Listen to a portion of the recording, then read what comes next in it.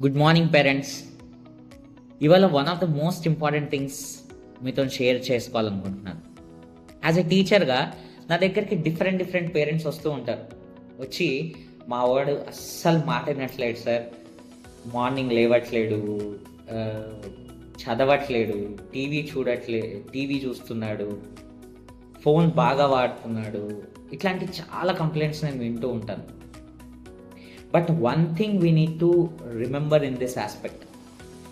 జనరల్గా పిల్లోడిని ఫోన్ వాడద్దు అని చెప్పే పేరెంట్స్ ఎవరైతే ఉంటారో వాళ్ళు జనరల్గా ఎక్కువ ఫోన్ వాడుతూ ఉంటారు ఇంట్లో.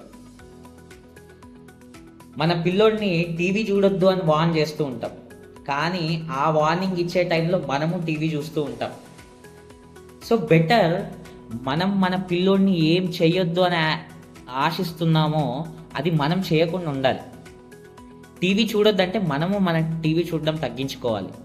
ఫోన్ చూడొద్దు అంటే మనము ఫోన్ పక్కన పెట్టేసి వాటితో టైం స్పెండ్ చేయడానికి ప్రయత్నం చేయాలి. So one thing you need to remember, పిల్లోడు మన మాట వినట్లేడని బాధపడటం కాదు, పిల్లోడు మనల్ని ఎప్పుడూ అబ్జర్వ్ చేస్తున్నాడు అనేది మనసులో పెట్టుకోవాలి.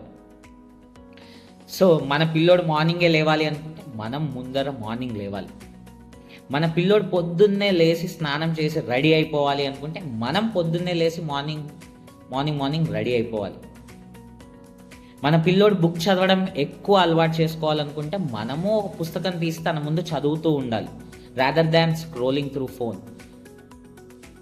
సో మనం మన పిల్లోడిని ఎలా ఉంచాలి అనుకుంటున్నామో మొదటగా మనం అలా ఉండడానికి ప్రయత్నం చేయాలి. హోప్ పేరెంట్స్ ఈ విషయం మీద మీరు ఆలోచిస్తారని నేను అనుకుంటున్నాను. మరొక మంచి పేరెంటింగ్ టిప్తో నెక్స్ట్ వీడియోలో కలుసుకుందాం. Until then, bye bye. Subscribe to the teacher talkies channel.